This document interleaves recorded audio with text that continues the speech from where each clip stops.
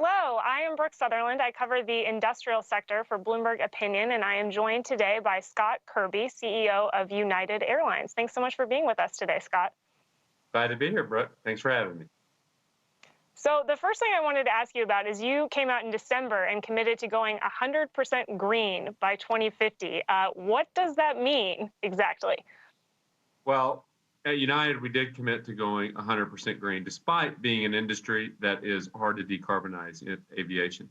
And for us, the 100% green is different than the 100% net zero that you might have seen from other airlines or other companies. And what really makes a difference is we have committed to getting to 100% green without using traditional carbon offsets. And so I'm sure we'll talk about it more today. But we're focused on sustainable aviation fuels, new research and development, things like electric aircraft, and in particular, carbon sequestration, which I think is going to have to be a big part of the answer, not just for aviation, but for all the hard to decarbonize industries around the globe. Let's drill down a little bit more into carbon offsets, because you've been very vocal about this, calling it greenwashing, criticizing some of the companies that rely on this. And, sustainability pledges are very in vogue right now, but a lot of companies do use carbon offsets. So why do you think that this is not the path to sustainability? What are the flaws with carbon offsets in your mind? Well, first, if you go look into the projects, one, it's really hard to do. They're very opaque, or very non-transparent, and very hard to find what the projects are. And the reason is because a lot of the projects aren't really real. There are things that were going to happen anyway. And so the incremental impact on carbon is zero. But even for those that are real, and there are some that are real, even for those that are real, the real challenge we have globally is that mankind produces 4,000 times as many emissions as we did in the pre-industrial era. And most of these carbon offset projects are about planting trees. There's not room on the planet to plant 4,000 times as many trees. It simply can't be the answer. And the problem with it is it's the easy solution. It's the solution that if you're sitting in the C-suite, you can write a check and check the box and have a marketing message that I've offset all my carbon, but you really haven't done anything. And if corporations continue to all rely on carbon offsets as the way to solve the problem, then as a globe, we will not solve the problem. We have to move on to the harder solutions. There are real solutions. They're harder, unfortunately, than just a traditional carbon offset. That's why I'm so passionate about making sure that we try to get the message out that focusing on real solutions is the only way we're going to actually solve this problem. And you're also putting your money where your mouth is. You've made pretty significant investments in things like sustainable aviation fuel and carbon sequestration. Can you talk a little bit about what United is doing on those fronts? Yeah, we have made significant investments, and that's part of what we've realized is we can't rely on others to do the hard work for us, and we can't wait for sustainable aviation fuel to be developed. We have to be a part of actually driving the change. And so at United, we've represented over 50% of the global aviation's commitment to sustainable aviation fuels. And that's because we've been investing in companies and providing them seed capital so they can complete the R&D and commercialize the technology, because there's a lot of different feedstocks we're going to need in order to ever actually make sustainable aviation fuel big enough that it can really make a difference. And so we're investing there. We're also proud to be a partner with Occidental and 1.5 in what will be the world's largest direct air capture and sequestration project. It's another one of these projects that today the economics don't really work. But the way you get them to be commercially and economically viable is you've got to start the investment process. You got to get through the R&D. You got to figure out how to drive economies of scale. And so we're focused on particularly sustainable fuels, sequestration, and then also electrification of aircraft. That's not going to go all the way. There's a very definite limits on how far we can go there. But we're focused on trying to make investments early in those companies to drive the technology and the economies of scale so that down the road, those things can make an actual real difference in decarbonizing aviation. The other thing that I think is just so interesting is that you came out with these commitments in the middle of a pandemic. That's been the absolute worst crisis that the airline industry has ever seen. So it would have been very easy for you to say this is a problem for another day. Why did you not do that? Why come out with these aggressive commitments in the year 2020? Well, look, it start with say, you can probably tell it's a personal passion of mine and something that I've been passionate about since I was in college. And it's also the biggest issue that faces our generation. The consequences of climate change are potentially catastrophic. And if you're a geek like I am and into the science of it, there's these just catastrophic tipping points that we could hit that are almost impossible to come back from if we hit them and come back. And so we have to solve this problem. And the other thing is we went through the pandemic, as difficult as that was for aviation and for United Airlines. It is impossible to have gone through the pandemic and to pretend that we are not part of a global community. And anything that happens anywhere in the world affects all of us everywhere in the world. And COVID demonstrated that. And climate change is the poster child for we are all globally connected. And if anything, it increased the importance of solving those big global problems. And so, it if anything, did double down on our commitment that we already had to really make a difference in this area. It also seems to have changed the focus for investors, because you are seeing so many more investors investing in the ESG sector, prioritizing that for the companies that they hold stakes in. What have been your conversations with investors? I mean, about these sustainability initiatives? Are they excited to see you doing this? I mean, do you hope this is a model for other airlines in the sector? Yeah, I read a lot about ESG and how important it is to investors. But I must admit, I have not heard from one investor about it as a driving factor in their investment. That said, I hear from a huge number of employees and customers in particular who are really proud of what we're doing at United for sustainability and also for a lot of our diversity efforts, which is not what we're talking about today. But those are the kinds of things that I'm confident are starting to change the image, the perception, the brand of United Airlines. And they're going to have a big payback for shareholders, not from the ESG accounting, but because United is becoming a company that more and more people recognize stands for something that's bigger than just being an airline. And we've realized that in a whole bunch of other areas. Like, we're part of the humanitarian response around the globe. And today we're carrying 150,000 pounds of medical equipment to India and bringing 1,200 U.S. citizens home from India, the only U.S. airline that flies there. That kind of ability to make a difference that's much bigger than just being an airline, is going to be one of the enduring changes on the other side of the pandemic for us. Well, and I guess that's really the crux of ESG, is that it's just good business to make some of these changes. So I do want to ask you a little bit about the pandemic, because, of course, unfortunately, we're still dealing with this. What are you seeing right now on the recovery front? Any progress, any positive signs that you're excited about? Well, we're certainly seeing progress, and we can see the light at the end of the tunnel. But it's a little ways to go before we're all the way through the tunnel. At United, you can think of our business as divided into they're not exactly equal, but close to 1/3, 1/3, 1/3. A third domestic leisure travel, a third domestic business travel, and 1/3 long-haul international. That domestic leisure travel is more than 100% recovered. It indicates the desire of people to unite with each other and to reconnect. And people are out in droves. The airports are crowded now. They're crowded all with people traveling on leisure travel, though. That domestic business travel is still down, call it 75 to 80%. Most people are not in offices. While I was in the office for a few days this week, I'm back at home today. And until offices reopen, my guess is that's going to stay down. Our best guess on business travel really kind of hitting the point where it starts to recover is probably in September. Schools will be back. I think schools are going to be open across the country. The announcement from the CDC on not requiring masks for people that are vaccinated is a really big deal to be back in office buildings, office towers. And I've found, because I have been traveling for business, once you get on your first trip, like, you realize how much you missed it and how impersonal and how much you miss trying to do things virtually. And so I'm pretty confident that business travel is going to start to come back in earnest in around September. And then for us, the other third is international borders. And as long as international borders are closed, essentially long-haul international travel is going to be shut down. That may take a little longer, but it will ultimately happen, and we will get the borders open. So really good progress on recovery, really good indications of human nature with people wanting to get back and reconnect as soon as they can. So really encouraging, but we're not quite out of the tunnel yet because business demand and international is still closed. On the business travel front, I mean, there's a lot of people out there who are predicting the demise of business travel and portions are never going to come back. And you've been more optimistic about this. And personally, I have to say, I kind of tend to agree with you. I'm excited to be back in the office and excited to go see people. But I'd love to know what's driving your optimism. And are you hearing things from your clients that makes you say, this is going to come back stronger than people expect? So we had a big discussion about it. This was over a year, in April of last year, in the depths of the crisis.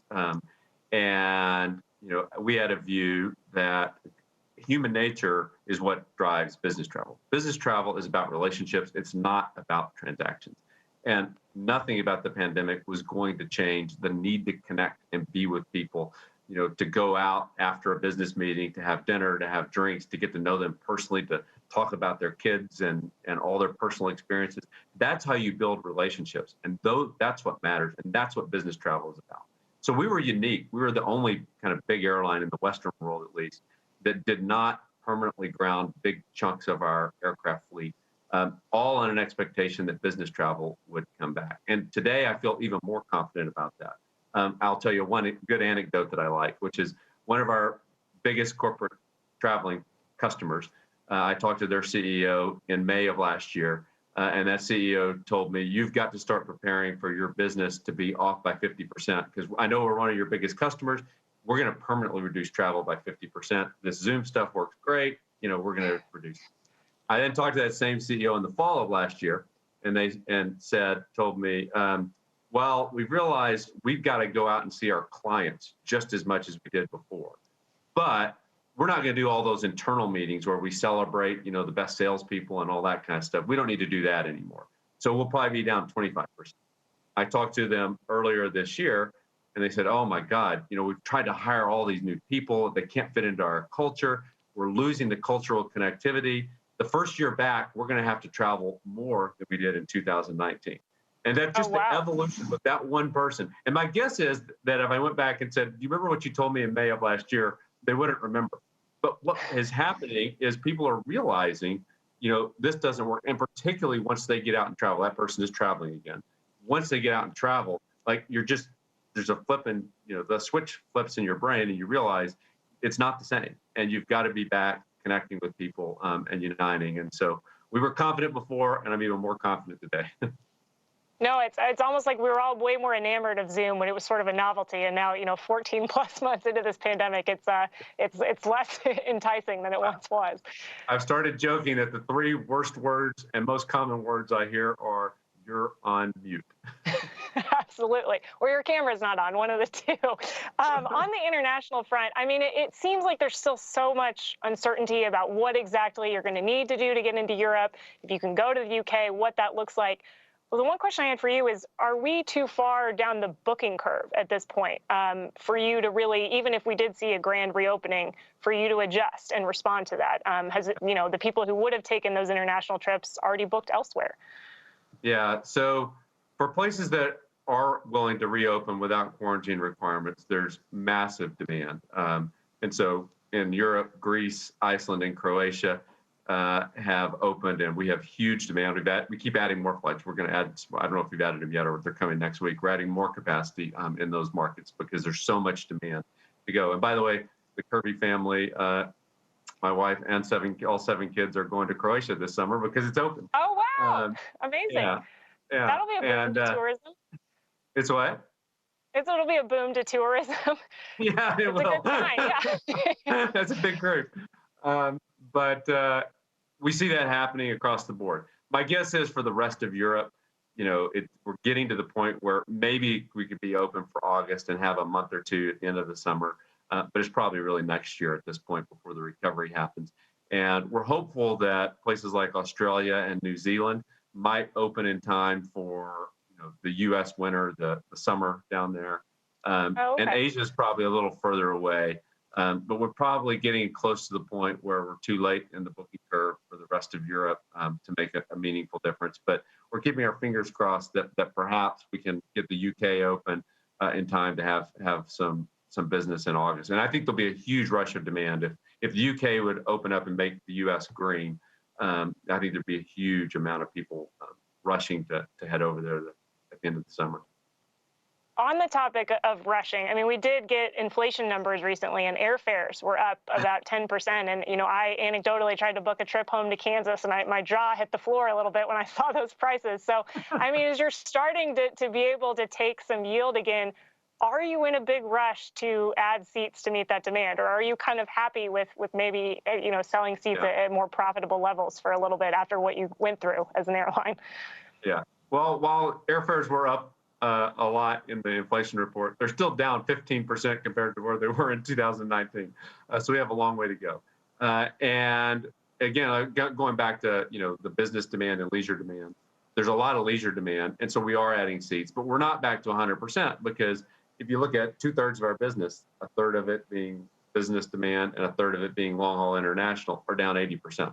So it's hard to kind of do the math, even though leisure demand has recovered to more than 100% for an airline like United, a big global airline like United. And we're the biggest global airline in the United States, and we carry more business traffic than others. We're not going to be back to 100% until those two components come back in full. Understood. I mean, as you look out on the other end of this pandemic, we did also have some new airlines come out, sort of taking advantage of cheap aircraft prices to launch. What does the competitive landscape look like? I mean, does that get tougher as you come out of the other side of this? Do you see enough demand that everybody can sort of take their share? Well, I do think the competitive landscape is going to be harder in the future for a lot of airlines. For one thing, in past downturns, whether they were from a recession or a fuel price spike, what typically happened was airlines like United would shrink. And one of the Wall Street analysts wrote about this, that the big airlines would push back from the table and leave the scraps for all the startups. And I can tell you at United Airlines, we're going to do the opposite. We've grown confident in the plan that we had before the pandemic. The growth was working, and the huge turnaround that we've had in customer sentiment, brand affinity for United Airlines as we've gone through the pandemic, and all the things that we've done have left us with more confidence that coming back and actually growing our market share. So unlike past downturns when United was shrinking, would have shrunk and sacrificed market share to startups, at least speaking for United Airlines, we're going to grow and expect to increase our market share on the other side of the pandemic. I mean, you talked earlier about how you didn't ground that many aircraft permanently, but you also held on to, at least a decent chunk of your labor force, thanks to the government aid to let you do that. So as we hear all these reports about labor shortages in other corners of the economy, are you running into that problem at all, or do you feel like you have the people you need to meet this resurgence in demand? For the most part, we don't have labor shortages. We kept all of our employees, as you talked about. On board, we did a industry one of its kind deal with our pilots, not only to keep them, but to keep them all in the correct seat, so that even though they weren't flying a lot during the pandemic, they were ready to come back at 100% when the bounce back occurred. But we do have pockets of places where we're having a hard time, and a lot of our partners, even if you go to an airport, while airports are full, you'll see a lot of restaurants that are closed. Part of that is they're having a hard time. So a lot of the infrastructure around airports, even if they're not direct airline employees, is having a hard time hiring right now, and that is beginning to create issues. And I think it'll create more issues as we get through the summer. TSA being able to hire, as an example. Oh, sure. Yeah, long lines. The numbers are going to be way higher. The numbers are going to be way higher this summer. And the other thing is you just everyone gets used to operating at these lower levels. And even though we're still below where we were in 2019, it's a pretty big increase, kind of each month getting bigger and bigger. So I expect there'll be some strains in certain places, though it's mostly not United Airlines employees that will have hard time. No, that's definitely true. You do get used to different operating environments. Certainly, me walking around on the streets of New York, it was nice when it was not quite as crowded. Although it's better for the economy that it's coming back. You sort of hinted at this earlier, but you are also making a big push on diversity, and you had an announcement with JP Morgan around pilot hiring, and I wondered if you could just talk a little bit about that and why this was an important initiative for you to start. Yeah, so I think it is really important. And you hear a lot of talk in corporate America and a lot of nice statements about diversity, but not nearly enough action. And if I rewind the clock, 5 or 6 years to Ferguson, when Ferguson happened, Missouri, the statements sound very much the same as they did 5 or 6 years ago. And those of us in corporate America need to give people opportunity. And my focus for diversity is creating opportunity. And the reality is everyone does not have the same equal opportunity at some of the great careers that are available today. And so what we did with Aviate is we're the only U.S. airline that has our own pilot training academy. And today, only 19% of our pilots are women and people of color. And so I'm pretty sure that, by the way, is the highest of any airline in the country. It's a disproportionately white male industry for a lot of historical reasons, coming out of the military, and particularly because there's a huge barrier to entry. If you're not in the military, you've got to spend $150,000 out of your own pocket to get enough hours and training to get certified. So what we're doing is creating our own training. Yeah, and very few people can afford to do that, of course. We're creating our own training academy, and we're going to be able to access a much bigger reservoir of talent. They, of course, they go to the training academy. They have to do all the same hours, certification, and just like other people historically have washed out of pilot training, many of them will as well, I'm sure.